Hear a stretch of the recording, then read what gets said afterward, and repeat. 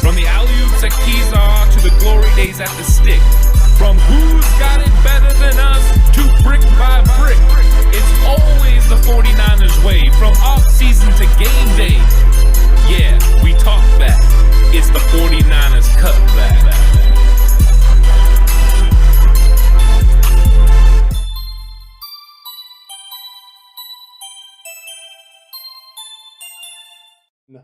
It's 49ers Cutback Podcast time.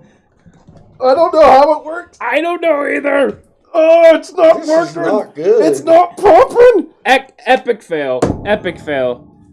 Alex did it. Yeah! Oh! Hey! Woo! So it is a 500 North. subscriber celebration. Yes, you may, sir. Horace is going to have fun popping his little thing. It didn't work. It didn't work. It's It's not all working. good. It's all He good. gave me one that was wrecked. It's no good. Must have got it at the 99-cent store. But But welcome to the celebration. We're ready. I'm super excited right now, man. Yep. But it's serious time. It's time for business. Oh, he spiked it, Horse. It's time for He business. just spiked his. He did. He spiky spiked his hat. hat. I tried. I Um, tried my best. You know. That's crazy. But welcome to the live stream. This is going to be a lot of fun because we're going to go over all the 49ers news and rumors that have been going on lately. And we're just going to have a chat and talk about it. Feel free to comment as we go on. Feel free to ask questions. We'll be answering questions throughout the podcast. And at the end, it's going to be a lot of fun, Horst. Yeah, I agree. It is. And I want to take a moment to give this guy here some clout because someone just commented that they love our intro song. And if you didn't recognize the beautiful voice on that I don't know intro about song, beautiful. Oh, it's beautiful. this guy wrote Oh, it's and beautiful. made that song himself. That is right. true, but not all of it. I can't take all of the credit because my sister did do all the production That's true. of the song, so I got to give her some love as well. Heather's pretty talented with that kind of stuff. She is, yeah. She's really good at it. But we got a big show for you guys today. A lot of stuff going on. Woo, that's a lot. It's a chock full. We got a lot of stuff to chalk it up. A lot of stuff to chalk up today. It's a jam-packed episode. Yep. The celebration has begun. We've already started it. If you missed Sexual it, and violent. you know it happens. Call it It's fine. celebration.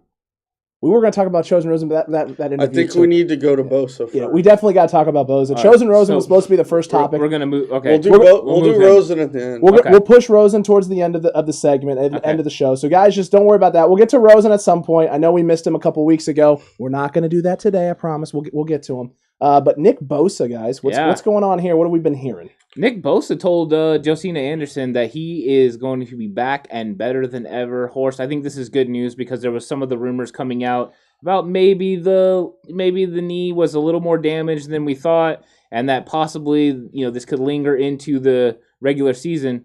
But what are you thinking about him coming out and saying this? It makes me cautiously optimistic about the whole thing. Bingo. Obviously, I was a little bit worried when I think everyone else was too, when we heard that it was more than just an ACL, that there was some severe other damage.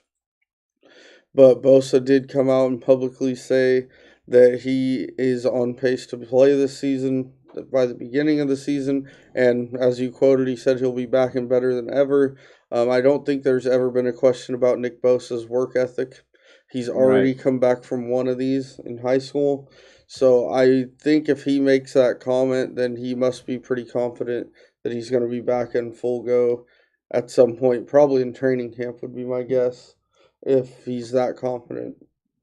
I agree with you there. I think the fact that he's as comfortable as he is with everything that's going on, and the fact that he's almost, it seems like he's just rip-roaring and ready to go. He's almost excited for the challenge.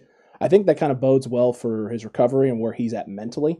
ACLs and things of that nature, the stability issue with the knee, half of the problem with guys coming back from that is confidence. Right. Trust in that knee, trust and belief that it's going to hold up, that, when you plant and go to do something, that you're going to do it at the level that you used to do it at. You have to have full 100% confidence in that thing. And so Bosa coming out and saying he's going to be better than ever shows me the biggest hurdle for him, the confidence portion, isn't a concern. It isn't a question. And if the confidence isn't a concern and a question, I have no doubt that this man's going to come out in full force and show why he is one of the elite pass rushers in the league, statistically, as well as via the eye test, because he Right. checks all the boxes. Yeah, he's a big-time player, and I think that a lot of it, when it comes to these injuries, is mind, your mindset, like how are you going to get over an injury? They say until you start really taking those reps and playing actual football, you won't know, won't be able to get over it. So I think he'll have those hurdles to get over. It's important that he gets over them in training camp.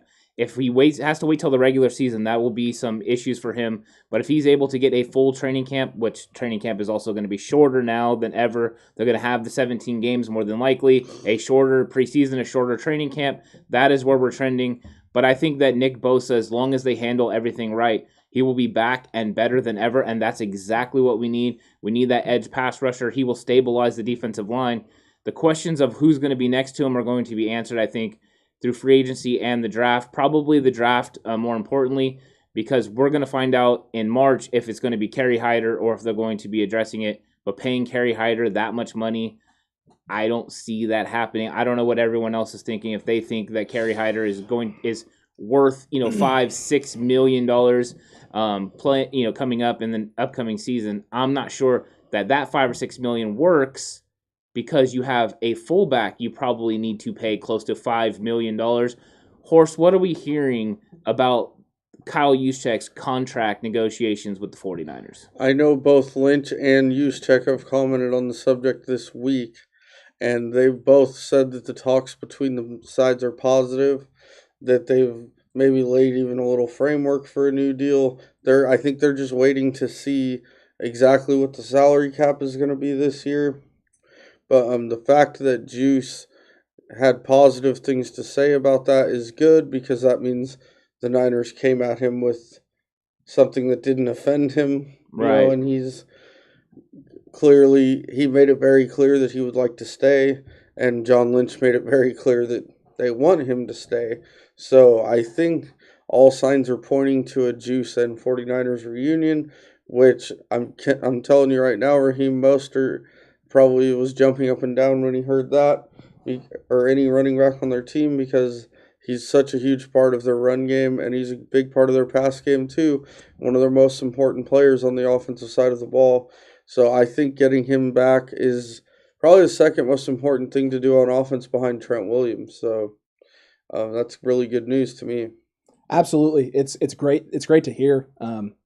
Makes you feel all cozy and comfortable and warm inside. The fact that they're waiting on salary cap kind of to be set doesn't surprise, I don't think, anybody. No. I think if they were ready to move on from him, that this wouldn't be, or if he was ready to move on and they were ready to move on and go a different direction at fullback, that this wouldn't be something that they're doing. They wouldn't be waiting to see what that number is, to see what it's set at, to see what the best deal is. I think that probably means and leans closer to Youscheck wanting to do what's best for the team this year, this upcoming season, before he tries to get maybe one more payout. I think he's obviously looking to try and find a way to make it work in San Francisco while also making it work for himself as well. I think that probably bodes well as well for Trent Williams. It's probably a similar situation. We haven't heard anything really in terms of how things have updated with their negotiations, but the fact that he's not pissed off and the 49ers aren't pissed off about maybe where each other is at probably means both are in agreement that they just need to wait it out. Yeah, I think they're probably close, and they were in negotiations before the season, but you couldn't really make the deal until you find out what exactly the salary cap is going to be. We've already seen the floor go up from, 175 to 180, so that's an extra $5 million this year. We don't know where it's going to end up. I've heard rumors anywhere from 190 to 181. We don't know exactly where it's going to be, but once we find out, then that's when you'll see them make a full sell effort to re-sign Trent Williams and then re-sign the other free agents accordingly. Probably Juice next, Jason Verrett or K'Wan Williams. One of those guys, you got to make sure that you keep one of them at least, but probably also, reaching out to Akilla Witherspoon and Emmanuel Mosley. The restricted free agents will be coming up, and you'll have to see what they offer them. So there's going to be big choices coming up for the 49ers, and a lot of it's going to happen once the salary cap is set.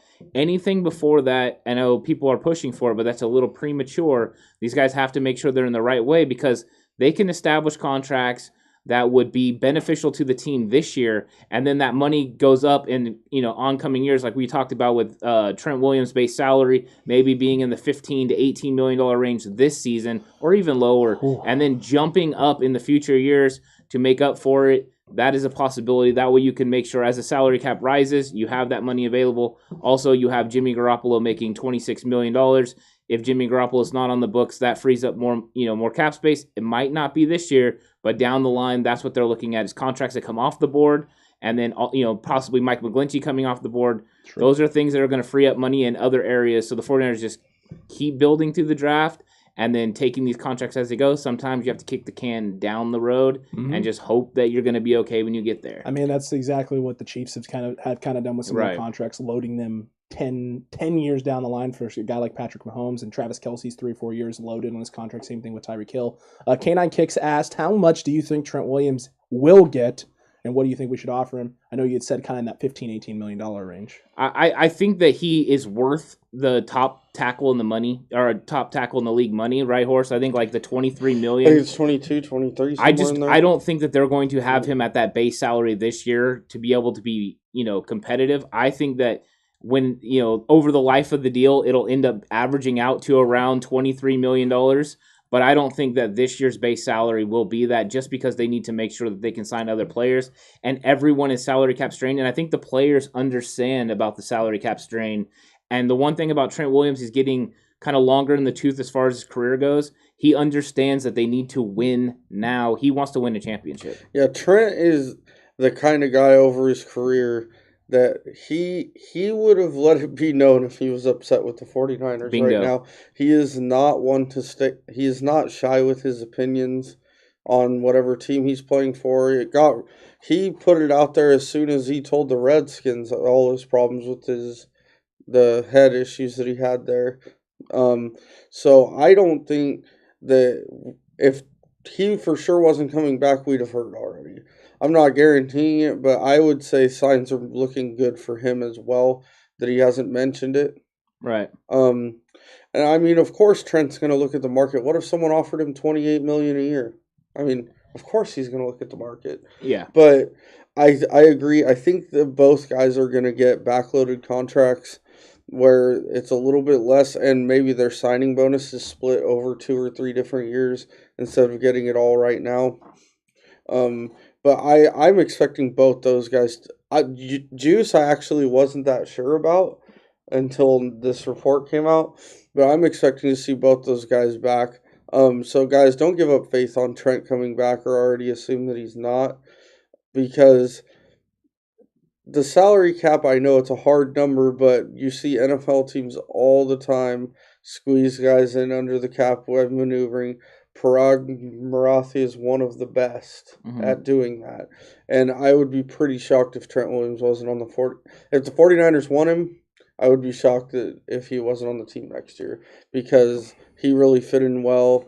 He says he really likes it there. Yeah. And once again, he's the kind of guy that would have said if he didn't like it there. I agree. I agree with you there. I don't think Trent Williams is going to put himself in a situation where he is uncomfortable. Where he doesn't love the environment, the culture, the things that are going on. He is definitely 100% going to want to stay in San Francisco if he feels like this is a healthy fit for him. Not just a good fit in terms of scheme or money or chance to win a Super Bowl, but healthy in terms of people that care about him, they understand him, they know what he's been through, and they're going to do everything in their power to make sure that he has as long as of a career as he wants to have. I think that's probably bigger on his list than a lot of people want to give him credit for. They just see the numbers, they see the PFF rank, they see how much he produces, how well he plays, and immediately think, well, he's gonna command $20 million. We're gonna have to pay him $20 million. No, thank you. Not every guy is LeBron James, where they're one of the best in the sport. They're going to command the best in the sport, and they're always going to take top dollar no matter what. Some guys are one of the better guys in their sport and care more about building a culture and guys around him. And look at Tom Brady in New England. Look at Kittle. I mean, the guys in New England, Tom took pay cut after pay cut after pay cut to make sure that team stayed relevant and elite, especially on the defensive end of the ball. I can see Trent Williams being a guy like that for sure. Well, and the thing is, he's going to get the money. It's just going to be, kind of drawn out over the years. It's not going to be in one season. Go ahead, Horst. Well, even in Tampa, Tom Brady, well, not only to me, but in football terms, only took $25 million a year. You have other quarterbacks making close to $40. I mean, right, but Tom Brady also got incentives that paid him over $30 million this year. It was nice. Yeah. And now he gets to take 5 months off after a nice knee Yeah, surgery. and all those incentives, roll over to the next season. So incentive-laden contracts are fine going in, that's why some of these free agents that we talk about make sense because that money can be pushed with incentives. Absolutely can. Up next, we got a new assistant to the general manager in San Francisco, although I don't think he wants to be called the assistant to the GM. He's probably just the assistant general manager. How are we feeling about this move by the 49ers front office? Does it make sense? Is anyone shocked by this at all whatsoever? No, I think Adam Peters, this made a lot of sense for Adam Peters to be kind of given this assistant GM role, especially with Martin Mayhew being gone. Now it kind of establishes exactly what the hierarchy is, how everything works together. And I think that's exactly what was going into. Also, if you look at the way Kyle Shanahan handled the offensive coordinator situation, somebody vacated where there was 2 coordinators, and now he filled it with a actual offensive coordinator, not a passing and a run game. This is the same sort of thing. They had Peters, they had Mayhew, 1 left. Now they're filling that void. Also, I think they're preparing for the eventual move of John Lynch to president and for Peters to become the general manager. Oh, yeah. That's what they're going to have to do to hold on to him, and that's what they'll eventually do. But I don't know if that's next. It'll probably be next year or the year after, probably next year, because they got to make sure they can keep this guy in the organization. Yeah, I don't really care what his title is. I'm just excited he's still around because I was really worried that the 49ers were going to lose him. I think it was Carolina was all over him. Yep. He was a huge part of building that Denver team that made 2 Super Bowl appearances and won 1, and he's been a very big part of building this current Niners group. So, I mean, the guy's 2 for 2 right there in places he's been, helping create winning cultures. So, I mean, he's a guy that I'd love to be in the front office until he retires because he does an excellent job. If that's what they have to do to keep him, move Lynch to president and him to GM, I'm totally good with that. Whatever they have to do to keep this guy around, he's a big deal for them. Oh, yeah, absolutely. Like you said, 2 for 2, he hasn't really missed anywhere. You've seen the things that this front office has done in the draft, especially with late round picks and selections. And while it may not be the case that this guy has a hand in all of that per se, this promotion has to mean that he's involved in some way, shape, or form. So he has to be pretty good at spotting and recognizing talent. He has to be good at figuring out which guys fit with the coaching staff and the style and the scheme.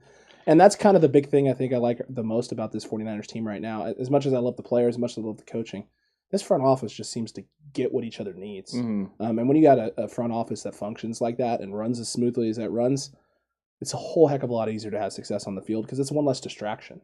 They always say football is, each aspect of football, offense, defense, special team is 1/3 of the game. You can say at the professional level that front office culture and structure, and that's 1/4 of it as well, because if you have a general manager and a team president that can't stand the coach or don't like the job the coach is doing or coach hates the players he's getting, right. I mean, it can cause all sorts of haywire and chaos. I mean, look at Harbaugh and York's relationship and the damage it did to the team and the organization. Yeah, and a lot of that had to do with Trent Baalke. Yeah. You know what I mean? I mean, that was really a sour situation between Baalke and Harbaugh because Baalke would draft a player that didn't fit what Harbaugh wanted to do on offense, which made zero sense. That is when a GM, he made the hire of Harbaugh and then didn't listen to the coach. That's terrible. It's okay to have disagreements. Like Kyle Shanahan and John Lynch obviously have disagreements, but at the end of the day, they agree that they want the best for the 49ers. You don't want yes men, but you want to have guys that you can work with even through disagreements, and that's what they're trying to do. And there's probably going to be some disagreements coming up because these guys are going to have to decide on some free agents and some draft picks. We know that Kyle gets kind of certain guys that he likes, and there's going to be some surprising guys coming available, maybe even some familiar names to 49er fans. We will kind of want to go over some of those and then just say whether these guys are actually yay or nay people because everyone's going to get tied to the 49ers. It just seems like that is the thing to do. The media gets zero information from inside the building, so they just make up information and try to find stuff to talk about. Horse, and one of the guys that I know you're going to want to talk about because he is a hot boy is Quan Alexander is going to get cut from New Orleans. So everyone that bought a New Orleans Quan jersey, congratulations. You had it for a few weeks. Now it's time to retire it because he's going to be somewhere else. Could Quan Alexander come back to the 49ers on a minimum deal? My heart is telling me let's do it today. My heart's telling me is. My brain is mind's telling me no. that as long as they have the two linebackers they have, it's a little bit unlikely to happen. And Greenlaw and Warner. Right. I would love for it to happen, and like you said, it would take a minimum deal for this to be a possibility at the moment. I would love to have Quan back, though. He's a great team guy, still a very good player, and it's clear he was one of the most popular guys on the team. Guys, by how upset everyone was when they traded him. Whoa, chat! Just calm down, chat. It's gonna be all right, chat. Jiminy Christmas over there. We got some activity going on in the chat. But yeah, I mean, I want to disagree with Horst because I think Quan loves San Francisco. I think he's a fan. I think he loves the culture. I think he enjoyed it. I don't know who's gonna pay him what he wants to be paid. Yeah. I don't think anyone's gonna pay him what he thinks he probably should make. Right. So I see two teams really being a fit that he could take less money with and try and like a 1 year kind of prove it vet minimum deal, and that's us and the Jets. I could see the Jets taking a chance on him as well with the connections to Saleh. The question is, how much does Robert Saleh love Quan Alexander? I think he likes him a lot. I think he did really well with him in his 1 year where he played in San Francisco, like a good amount without being out with injury. But I think San Francisco is a better fit for him because he's not going to be required to do as much. It doesn't even necessarily have to be on the field that much. So a vet minimum deal for a guy like Quan where you don't have to pay him too much money, I don't think it's the worst thing in the world. I think you should at least consider it and look into it because when he's healthy in San Francisco with their linebacking core, you've seen how great this linebacking core can be. I mean, you're right. If you're the Jets and you're Robert Saleh, you think about bringing him in, just the attitude that he would bring and the energy that he would bring to that defense, he could single-handedly help turn around the defense just from a mindset point of view. So I could see that making sense for the Jets. As far as the 49ers, I mean, he gets injured a lot. You know, he's somebody that's not on the field very much. He would probably only play about 20% of the snaps because of Dre Greenlaw playing the other. So is that $1.5 million enough? You know, I don't know. Would it rather just have Al-Shaair play that spot? Or just draft somebody in the draft. Yeah, or draft somebody in the draft. I think it's a big question mark. I do think he's better than Al-Shaair. So the real question is, do you just want to spend that extra money? Or can you use that money on someone else? That's really what it comes down to. And you can definitely use it on somebody else. I think you could. So, I mean, I don't think a lot of people are going to be high on this. I love him. I love the energy that he brings. I wish he could stay on the field more because he's a heck of a energy guy. Didn't tackle very well, which was another problem. That was surprising. But a guy that does tackle very well and didn't say anything, didn't think the 49ers were a bad option for him is KJ Wright. Whew. Said on Twitter today when the Seahawks fans were saying they were going to cheer for him no matter what team he went to if he made too much money. And they said, except San Francisco. And he said, what's wrong with San Francisco? Ain't nothing wrong with and you San know what, Francisco. KJ Wright, there's nothing wrong with San Francisco. You ain't wrong, bro. You ain't wrong, KJ. No. So, Horst, are you about KJ Wright coming to San Francisco?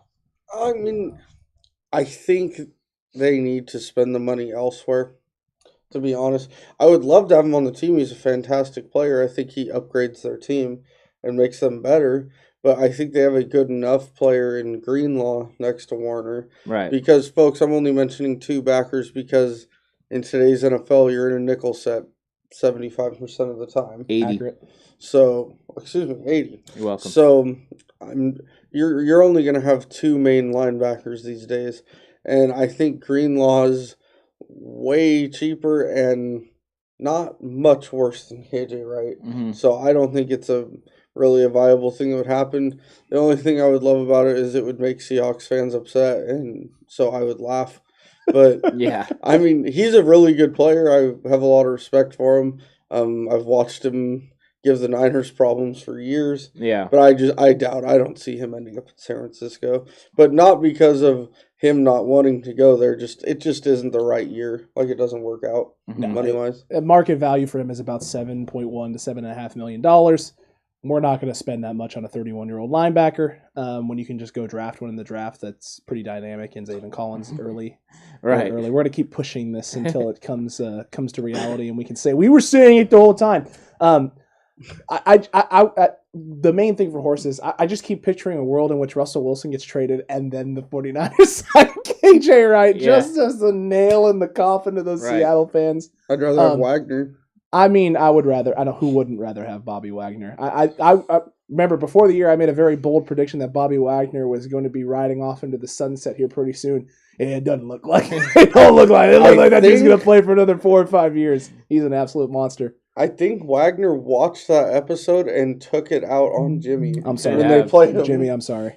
That's your fault. It's my fault in reality. I mean, you're right. KJ Wright just isn't an option. And the reason is not because of the player, because of the money.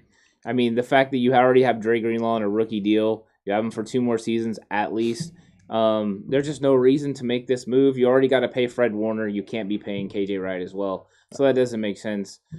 Jay Ellie in the chat agrees with this as well. Yeah. Megan just asked, what about the rumors of Russell Wilson leaving Seattle? Do you think San Francisco would ever consider him? Of course they would consider Seattle wouldn't trade him to San It would Francisco. never happen, though. They'll never trade him to San Francisco, number one. Number two, I remember texting this in the group chat, what was that, 2 weeks ago? That he was at Oakland or Las Vegas had reached out to him about possibility of a trade. And one of our friends said that was completely false. There's no way that was true. And yet Russell Wilson said yesterday that...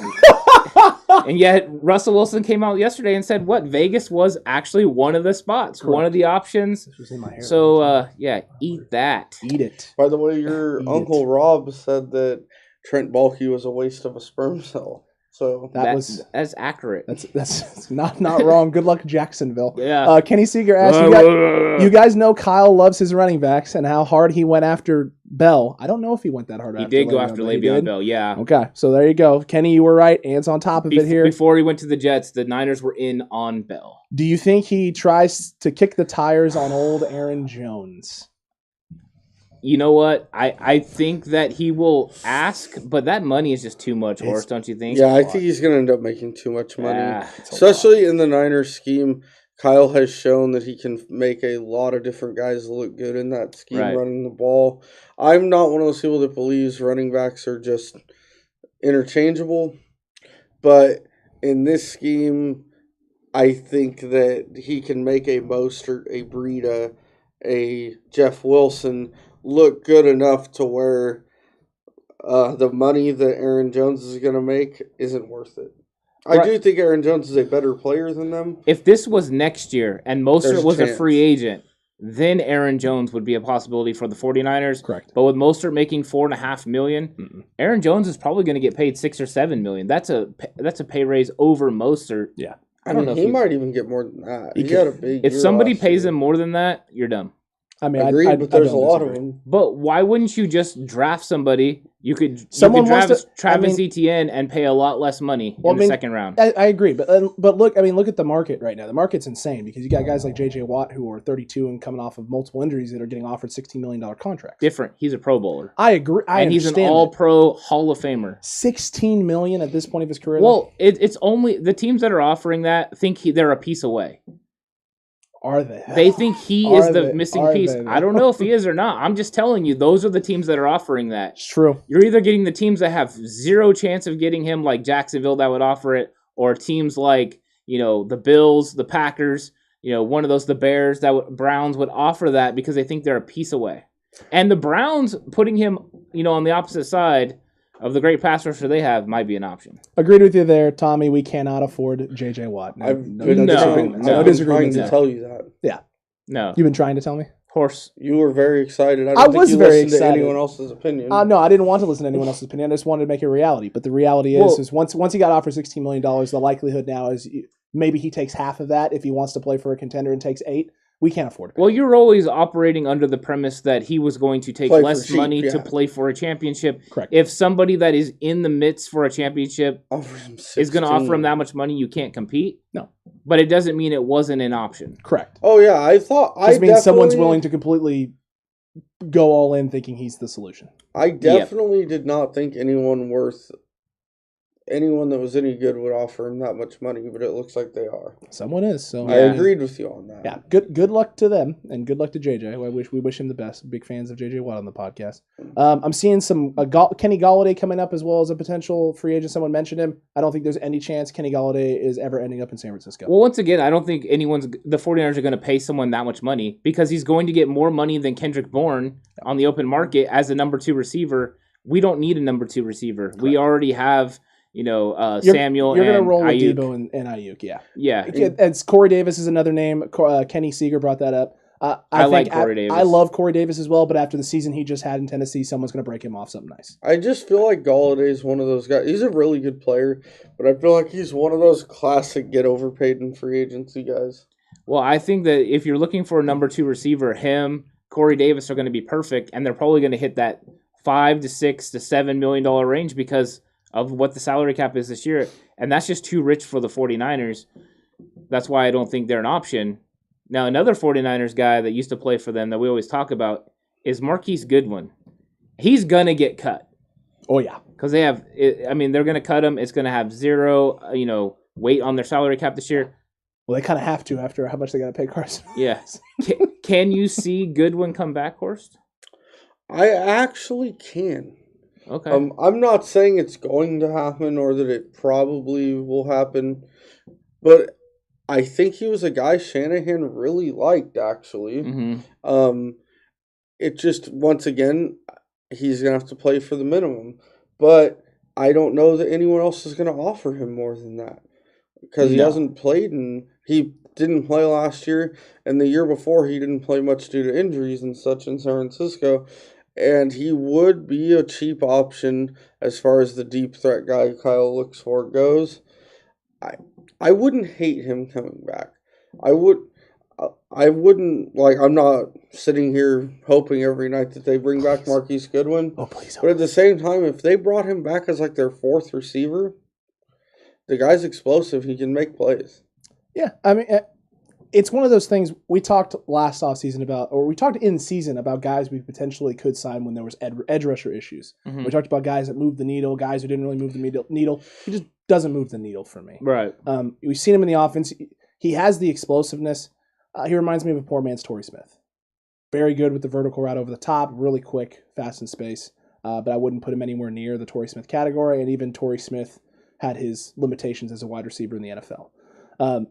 It just doesn't do a whole lot. I could see it working out because Kyle Shanahan has made other guys work as well. Gabriel, when he was in Atlanta, I mean, he's taken guys who have done absolutely nothing anywhere else and gotten one great year of production out of him. I could see something like that happening where you bring him in on a vet minimum deal, looking for a speed explosive guy. He comes in, put him into the system, put him in the Trent Taylor sort of role, and he just absolutely blows up.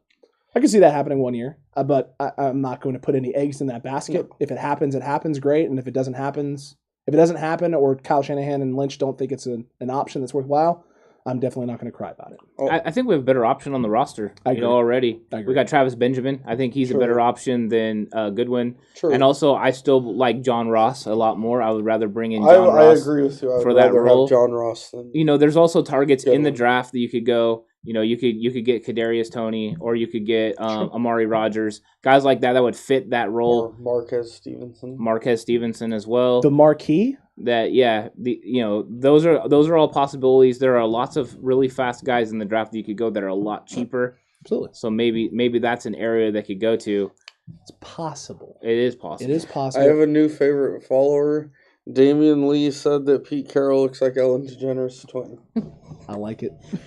That's a line that you would say.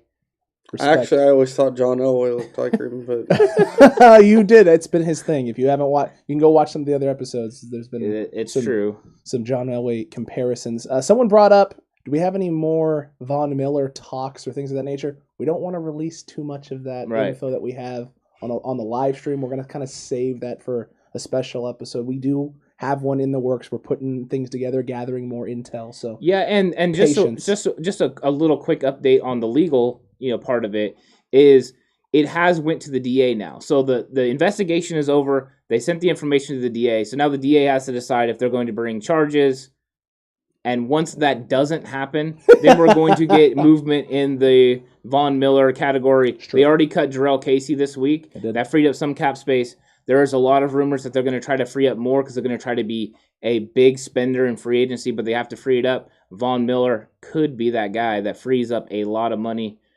So $18 million free and clear for them, especially because all of a sudden they've jumped into the Deshaun Watson sweepstakes. Hey, you know what? In all honesty, if they sell the farm for Deshaun Watson and we are able to swoop up Von Miller in the process because of it, it might not take the farm anymore. The way that Deshaun Watson is talking, the way that he is saying he won't show up to training camp or even the regular season, they might have to go ahead and move him. And Mr. Burgos had just commented, do we think is a possibility for Jimmy G and a first rounder for Deshaun Watson straight up? No. It's going to take more than that as of right now, but I think every single day that this stuff comes out, that he's saying absolutely not, that he's not going to play, it gets worse and worse for everyone else, for the Texans especially. Don't do it. No. I'm not going to say Kenny, that one just stays in the chat. We're not going to laugh, but I'll tell you later. Kenny just made a very funny OJ joke. He made it funny. We love ourselves a good OJ joke. Antonio Brown got mentioned as well. It's another guy, another receiver that I just don't see the 49ers bringing in unless he wanted to take minimal money. And the only reason I see them bringing him in is he'd be a speedy kind of guy that you could throw in and do a lot of different stuff with, but there's no way he's going to want to take that minimum money, $3 million. Well, I was down with him coming in last year. Correct. I was really on board with them signing him because he would have been able to go, later on in the year. I was not. But he's not leaving Tom Brady now. No. Tom Brady loves him. They have a chemistry together. He's in a good situation, so he's going to stay there. Yeah, I agree. One thing I saw on Bleacher Report this week that I don't know if you two saw was a source confirmed to them that both Richberg and Ford are getting cut. Yeah, that's probably not a good source because D Ford has the injury clause in his contract. And so this dude is probably going to get broke off money. So I don't know when and how this is going to work out. I think they're praying to God he's going to be healthy because if he can't get cleared with a physical to get cut, they can't cut him. And if he's on the roster as of April 1, he gets over $11 million. So they might be stuck with the D Ford contract. They might have to work out some sort of an injury settlement or something because that one might get nasty for the 49ers. Yeah, it's when that information came out on that contract, the injury clause, the first thought in my mind was, wow, this is a really bad deal for the 49ers. But the second thought that ran through my mind is this dude D Ford just fleeced us. Yeah. Real bad. It's good for the player. And I understand that, and I understand why that clause is in there for him and for his protection to make sure that he gets paid his due and gets paid what he believes he has earned, and he has earned it because when he's been healthy and played, he's at that elite level of speed edge rushers in the NFL. Right. But boy, oh boy, does it sting and hurt us at a time where we're this close to getting ourselves there and getting that 6th title and establishing ourselves and getting that monkey off Kyle Shanahan's back and getting this team going in a direction to potentially be dominant for the next 5 to 10 years in the league. We are so close. A thing like this can set back a team so far. But I think you have to just be focused solely on trying to get him healthy. Yeah. Horace, what do you think? You think D Ford will be back, or is he going to get cut? I think he'll be back. I just don't see any point in cutting him for the low amount of money they're going to save. I agree. I think they're hoping with everything they have that he's going to be healthy enough to play this year because they're going to have to pay him a lot of money either way. Mm-hmm.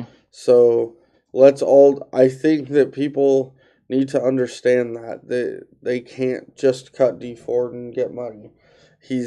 So we all need to just hope that he's healthy for at least 10, 12 games this year, and we can get a solid player for that amount of time. Because if not, we're just wasting, $13, $14 million. Also, if the Panthers trade for Watson, call me now. I want Phillip Walker as the Niners backup. PJ Walker, There are a lot. You don't want PJ? Nah. You don't think PJ's a better fit than CJ or Nick? No, there's other quarterbacks that are going to be out there that are better than him. I mean, I don't disagree with you there. I don't think he'd be necessarily a bad person to bring in to look. I just don't think I don't think you go and trade for him or anything. I mean, he's never done anything performance-wise that is better than Josh Rosen or Josh Johnson.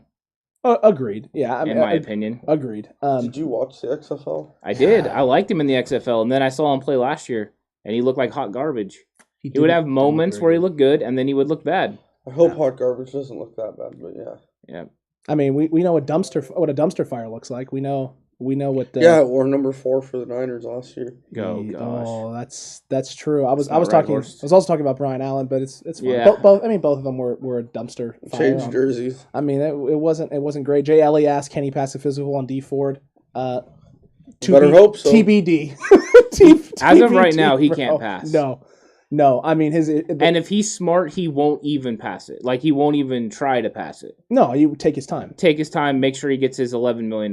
Yeah, he's gonna learn from good old Mike Golick, who signed that waiver and ended up getting cut because he couldn't pass a physical by the Dolphins. He's gonna take a page out of that playbook and take his sweet time because no matter what, at the end of the day, he'll get paid. Once he eventually passes a physical, then the Niners could cut him, and but at that point, if you're already paying the man money and he passes a physical, is there really any reason to get rid of him? I mean, probably not. You just keep him on the roster and try and get him healthy and get him on the field to get something out of him this year and keep him healthy enough that you could cut him next year and save some more money. Because if you cut him next year, you actually save more money than if you cut him this year. Yeah, I think he's real scary right now because we just don't know anything about his back. As far as Richberg goes, I think we're going to have a really good idea if they're going to cut Richberg or not once free agency starts if they go after Alex Mack. Yeah. Then we'll have a really good idea of, what's going to happen with Richberg. But I think there's possibilities that Richberg could be back. I think a lot of people automatically see him gone, but we also haven't renegotiated the contract with Jimmy Garoppolo yet.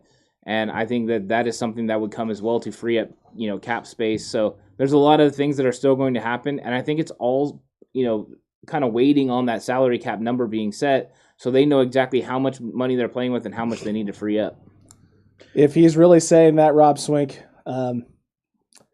no comment. We won't even. Your uncle says that the Niners are clearing cap to bring back Brian Allen. Not even going to address it. No reason to even discuss it. Well, what do they have to free up? What, $20, $25? And what did 2 for $3 from McDonald's? What did Reuter make last year? What was his last? Was it like $18? It was like $18. No, he got a signing bonus of like I can't remember. It was like $80 or something. $80 signing bonus. So youth football legend Matt Burgos. Okay. Oh boy. Says of North Valley Empire fame. Says, did anyone mention Barrett yet from Tampa Bay? Too expensive, I think. I mean, it's just there's no way, right? I think he's going to command a lot of money. I don't even think Tampa Bay can afford to pay him. No, there's a good chance that he's gone too. It's gonna be interesting. Someone mentioned it earlier in the chat. They said there's gonna be a lot of 1-year deals this year. Yeah, there has to be a lot of 1-year deals because a lot of these guys who would command a lot of salary or at least some looks from these other teams are not going to be able to. And there's going to be a lot of free agents that a lot of these teams could offer up more money to. That some of these guys just aren't going to want to go play for. They're not going to want to put themselves in that environment. And the teams that they normally could sign with, they can't because there's just not the cap space. So a lot of players this year, it's just biding time. And so that brings up a good question. Does this mean that a team that is in a place, like in a position to win a Super Bowl, would actually get a lot better because they could sign a lot of players to cheaper roles? Maybe these guys are like, you know what, since this is a burn year and I'm not going to get paid in full, big money, could I just go to a contender, win a championship now, and cash in next year? Could all of a sudden Tampa Bay and these teams that are kind of on the brink get a lot of players for pretty cheap? I can see it. I could see it. I mean, think about just some of the wide receivers that are coming out. A guy like Goliday, a guy like Corey Davis.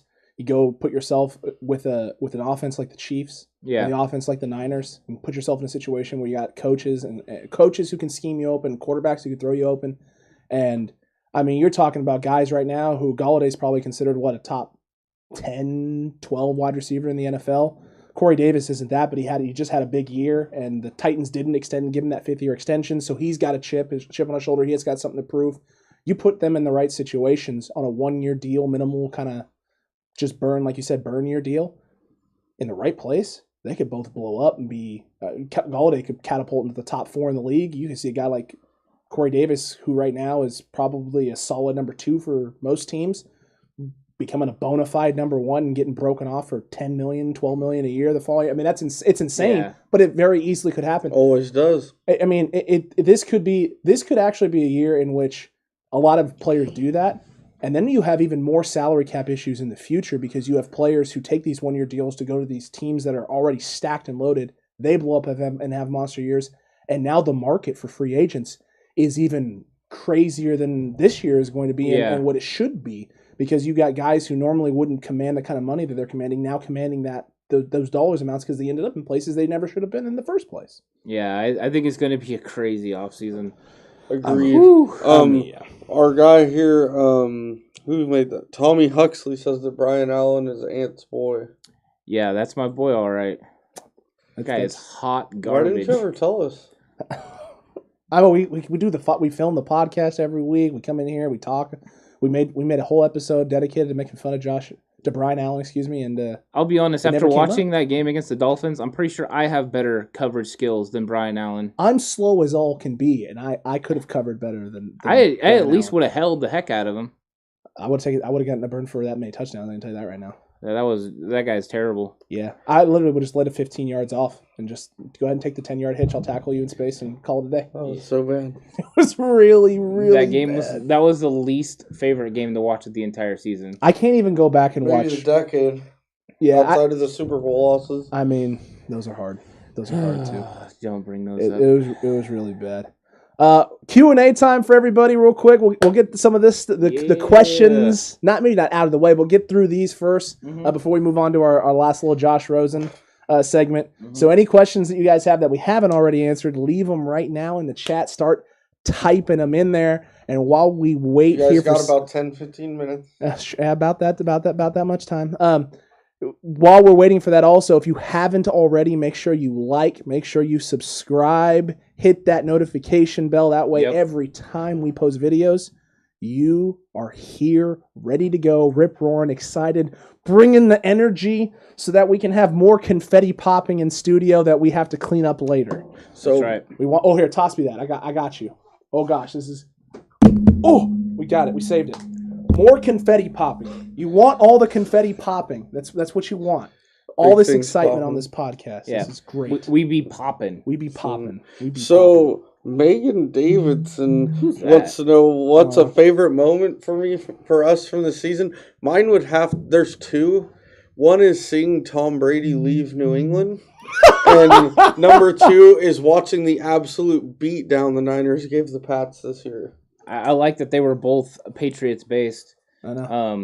I feel like it was a veiled shot of some kind. I don't know. Mine was that Cameron Newton can no longer throw. I saw that coming. So that was awful. So all those people that are saying Cam Newton should be the quarterback. Oh my Lord.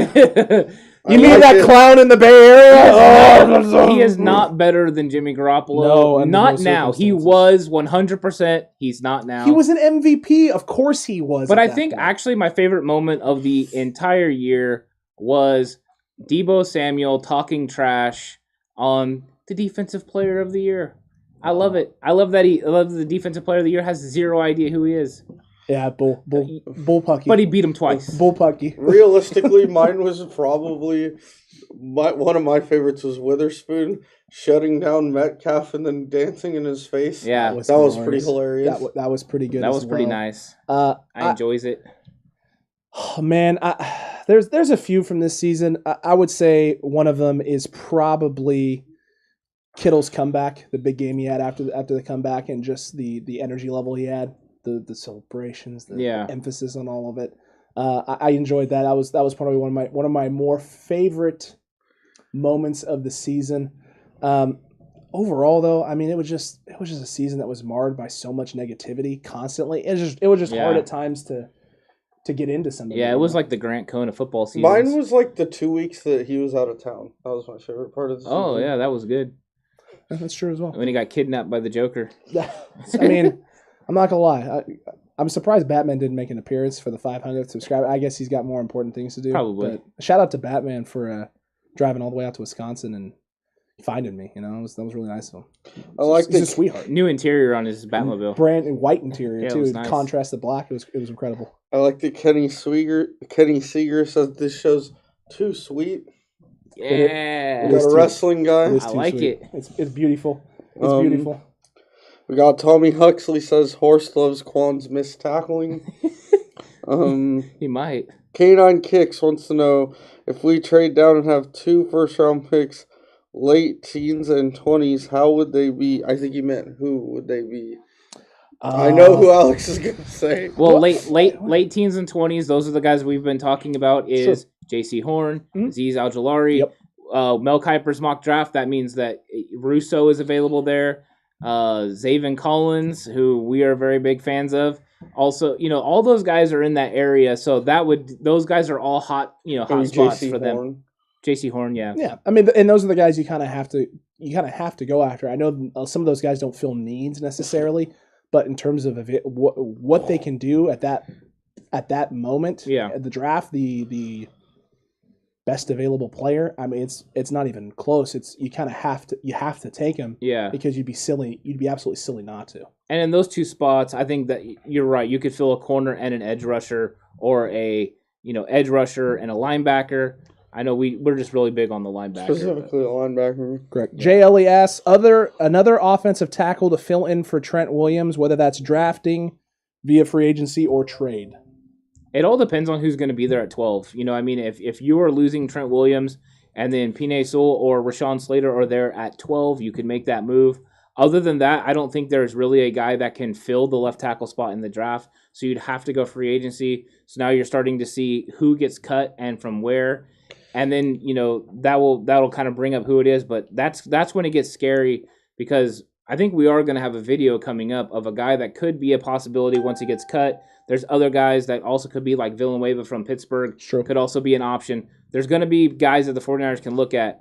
But the draft is real light on tackles as far as starting left tackles once you get past Slater and Penei Sewell. Yeah, I'm going to be honest. There's only 2 of them that... because I don't think Elijah Vera Tucker Horse is a left tackle. No, and everyone that watches this knows I'm a huge USC fan. Yep. He's at best a right tackle, if not a guard. Yeah. He's a good football player, but he's not a left tackle in the Just NFL. so everyone knows, Mel Kiper had him going, I think it was 14 or 15 overall, by the way. I don't see it, and I watched almost every... Vera Tucker? Vera Tucker. I don't see that. I watched almost every game the guy played in. I don't see it. Vera Tucker. Also, though, Joe Tryon, my guy, made it into the first round in Mel Kiper's mock draft. He's flying up. He's rising up. Yeah, he's flying, and I see that. I can see that 100%. There are some guys who are talented later in the draft, guys like Spencer Brown out of UNI, but he's just not day one ready. Yeah, none of those guys are. You could bring him in and just it's not going to go well. No, I mean, all those guys you're going to get in the second round, like Cosme and all those guys are right tackles in the NFL. Correct. And you're not even sure if they're plug-and-play right tackles in the NFL. Yeah. Last year was a better offensive tackle draft than this year. Yeah, and I don't see Baltimore. I know they're having some issues right now with some of their They're tackles. not trading. I don't see them trading him under any circumstances. I would not trade Orlando Brown ever. No, this is a situation for his dad. I might take his dad, yeah. Maybe his dad. His dad attacks referees, so that's... I mean, that's also... he got poked in the eye. He did. Rob Swink wants to know if I am going to refuse to change my chonies until we make the playoffs next year. Rob, I haven't changed them since we lost the Super Bowl in 2012. It's hot as hell in here. What are you doing? Yeah. Oh, my Lord. It's going to stink in here shortly. Oh, my goodness. Yeah. The Saiyan Elite... Skid mark on the underpants of society right there. The Saiyan Elite asks, what are you looking forward to most next season on both sides of the ball? So I'm assuming he means in terms of players. Are we asking like what players are we most likely to see, or what are we looking to see as far as let's go with players for now, and if he clarifies later, we can discuss it. Okay, I think defense is Nick Bosa. I think I'm just ready to see Nick Bosa back on the field, hopefully with a edge rusher, whether it's D Ford or someone they get in the draft, or Von Miller, somebody like that can just really bring the 49ers gold rush back, because that was what was so fun about 2019, was just seeing the pocket collapse on these guys, and that's what I missed the most on defense. As far as offense, I think I want to see Jalen Hurd. I'm still hyped about this guy. I know I shouldn't be because of the injuries. He's let me down. But I know what Kyle Shanahan's going to do with this guy. And if he can get him in that offense, it's going to be crazy. You know, I agree with you about Bosa on defense. On offense, honestly, I'm looking forward to a healthy Jimmy Garoppolo coming back and shutting up all these people that are running their mouths about him. Mm-hmm. That's what I want to see. I don't disagree with you here. I would, on the defensive side of the ball, the thing I think I'm most excited about and most excited to see is one Jason Verrett. With a full year and the confidence back, if the Niners can get him re-signed, and I don't think there's any question as to whether or not they should, it's just a matter of how much do you pay the man to get it done. Seeing what he could potentially bring to the table and what he could do with a full year, being healthy, the confidence back is exciting. Offensively, the thing I'm most excited about more than anything else in the entire world is Deebo Samuel and Brandon Ayuk on the field at the same freaking time. Yeah. The amount of different schemes Kyle Shanahan is going to have, this is going to be one of the funnest offenses in the league to watch.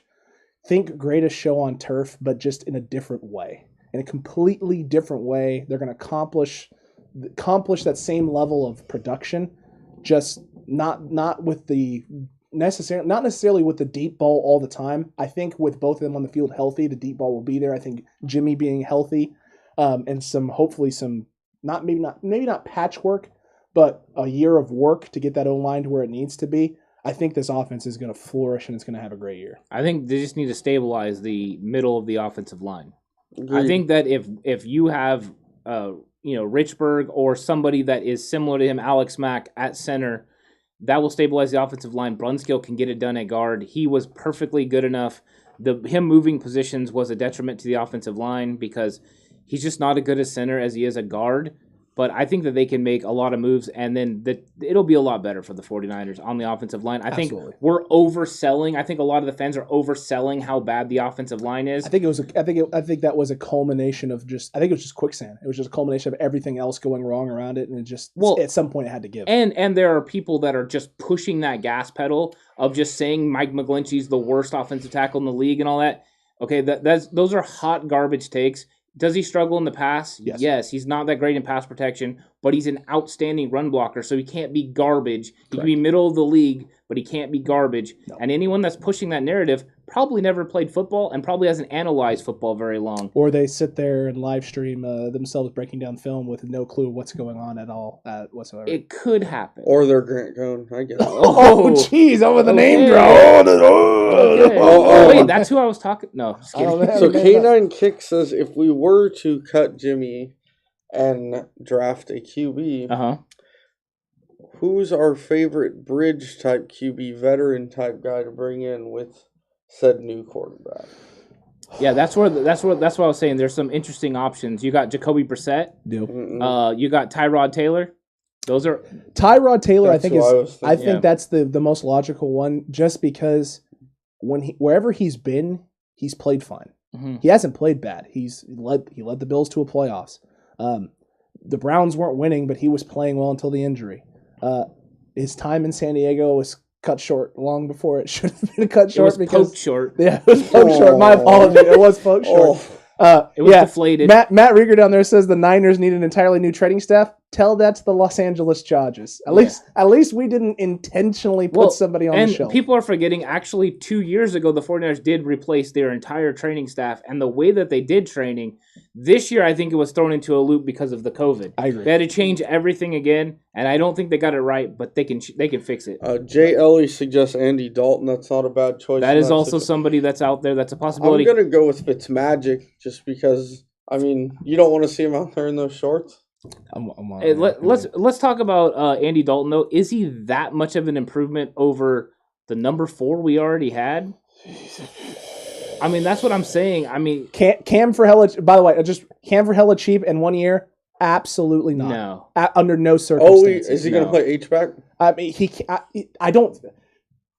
I'm really upset. So I had a bet. I had a bet this year that Cam was going to come back into fruition, and through the first 4 or 5 games of the season, I was riding the wave of momentum like I called it. This dude's going to come back. He's not going to have an incredible, amazing season, but 3,500 yards, 20-plus touchdown, total TDs. Like, he's going to get back to low-level Cam, build up this year, and then come back and have a monster. I don't think he can throw the football anymore. Yeah, I think we're forgetting two guys. First off, Chase McSorley, because he can put it on a dime. Like, he ain't even trying. He's just a kid from Briarsworth that's wearing, I think he's number 7 or 8. Well, he could wear number 9 he for used to 49ers. Yeah. But yeah, I'm not really him. But here's an interesting concept that I just thought of that maybe. Now, there was rumors that Andrew Luck was thinking about coming out of retirement. Hello. Right? Do it. There was a push there. Now that they've made the trade for Carson Wentz, now Andrew Luck should say, I want to come out of retirement and force his way out of Indy because there's no way they can keep them both. Correct. They would have to release him. Do it. Is it time for Andrew Luck to come back? And then would he be an option for the 49ers? Yes. I'm just saying. Can someone get on the phone? Can we get a hold of Pat McAfee? Can we call Oliver? It's called He's kind of Oliver. ugly. Who cares? I mean, is that important when No, you can sling it's the ball not. the way you can sling it? Yeah. I mean, I'm gonna be 100% honest with you. I would just do it. We have a pretty quarterback. Maybe it's time to go Ugg. Maybe it is. Maybe that's what makes a quarterback And special. and That by the way, would guys- disprove Colin Coward's Well, theory of good. If you're a good-looking guy, you're a great quarterback. That's Tom his whole Brady shtick. is the poster boy for that. Exactly.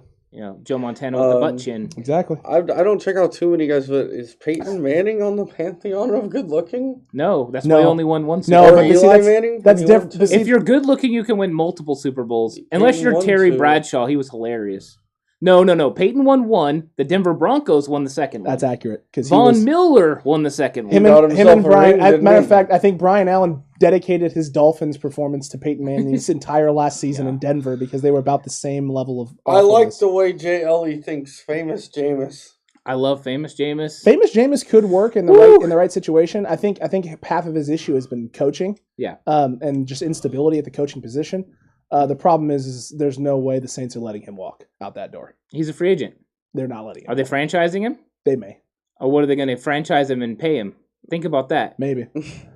I still cannot believe how much they paid Taysom Hill. That Yeah. contract. What is he? Like one of the He makes Top- $16 million. Yeah, he's in the top like 5 or 6 of.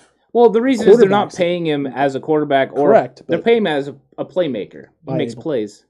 And I heard he makes enough money now to buy the entire congregation a new set of golden plates. So Okay. My goodness.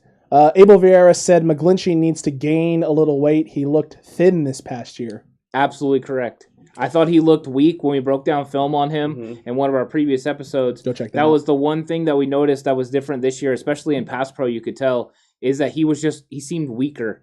And I know, Horst, you had talked about him changing his diet and going vegan. And I think he did lose muscle mass. And that's why Kyle Shanahan and them said in the offseason that they were going to address it and tell Mike McGlinchey basically what weight they want him to be so that way he can get up to it. Because he did lose some strength. That is 100% accurate. Correct. Matt Rieger says the Niners should bring in John Elway. Not even gonna Matt, discuss. 1994 called. Yeah, you should Or 98. you should probably just get up to date on football in general. Antonio I thought he was hosting the Ellen Show. It's true. Antonio Rosales says 49ers will lose Trent Williams, Jason Verrett, Juice Hyder, all because of Jimmy G. I just want to know how.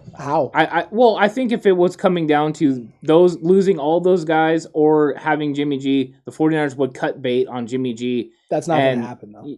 I mean, they're not going to lose every single one of those guys. I don't because think they they'll keep lose Jimmy every G. single one of them, but right now he's right. The 49ers have projected about $18 million once you add the extra 5. Correct. I know Sport Track is still saying 13, but it's going to be around $18 million. Mm-hmm. And then I mean, that's not a lot of money to work with right now, but we don't know what the cap is going to be. So I think Correct. And I also think you could very easily sign those guys right now to a deal now, and then the closer you get, you can do some restructuring and move stuff around. And because I think they're waiting to find out what that cap number is, because once they know what the cap number is this year, you know what it's going to be for the next few years, what it's going to go up to over the next few years. And then you can do all the maneuvering and accounting manipulation and moving money around for as long and as deep as you want to pay these guys out. And I think another thing to be brought up, one of our past videos, we talked about Stephon Gilmore. It did come out this week that the 49ers did reach out to the New England Patriots, gauging interest in Stephon Gilmore and his availability. So, Yeah. No, I definitely agree with you there. Kenny Seeger wanted to know, too, who was the autograph on the helmet. Joe Montana. Joe Montana. Joe Montana. You might have heard of him. Played a little quarterback. Just a smidge. Just a little bit there. And it doesn't look like we're having a whole lot more questions being asked. Jimmy's contract is hurting the 49ers. I think we agree with you there. Yeah. Just having fun. Really enjoyed the show. Thanks, Kenny. You likes making us laugh on air. We appreciate it. The OJ jokes were getting me today. That's for sure. Couple other guys saying that we need to release Jimmy. I mean, it definitely something the Niners need to consider and have to look at, but I think it's going to be based on the salary cap. Well, I think it also depends on what are you going to do to replace Jimmy Garoppolo. If you have a better or at least a lateral option that he's at least as good as Jimmy Garoppolo, then I'm all for it because you can save money. If you don't, I don't think you take a step back. And, this thought process of just having a guy that used to be somebody come in and play, it doesn't make sense. So it has to be somebody that's better or at least as good as him. If not, you can't move on from Jimmy Garoppolo and hurt your team. Yeah. You already almost won the Super Bowl with Jimmy Garoppolo. Yeah. Why then would you weaken that position? I agree the $26 million is overpaying Jimmy Garoppolo. Yes. But it's what we have to do right now unless we can find a better option, maybe through the draft or free agency or whatever. And he still could restructure. I don't think he will, but he still could. No, I think he will, but I think the problem is the 49ers don't want to yet because they don't want to be beholden to him for future years. Correct. So they're not going to go to him and restructure the deal, number one, until they know what the cap is. Number two, until they decide what they're ultimately going to do, whether that is trade up and get someone, whether that is pull off a Deshaun Watson trade or somebody else. They are leaving things open because once they make that restructuring, those other years are going to get guaranteed. He's going to have guaranteed money, and then all of a sudden it's not the cap savings that you wanted. Yeah, I mean that's definitely accurate. Yeah, 100% accurate. It's accurate. Very accurate. I mean, it's about as accurate could be. That was specific. Oh Lord, here we go. Gosh. So no more. If there's not more questions, we have to get to our last topic. We 100% do. We missed out on this guy last time. Yep. And we don't want to do that twice in a row. We skipped the Josh Rosen topic. Agreed. Earlier in the podcast. Josh Rosen, they just signed him to a deal. A futures deal. Futures deal. A lot of people think he could be the future of the 49ers. He could be a guy that Shanahan molds and builds. Grant Cohn. Cohn especially is big and high on this. Yeah. We're not as big of fans of Josh Rosen. Sorry, Josh Rosen. We're out of time. We'll get to you on the next one. All right. You guys, you know what time it is. Let's chalk another one up. But Josh Rosen.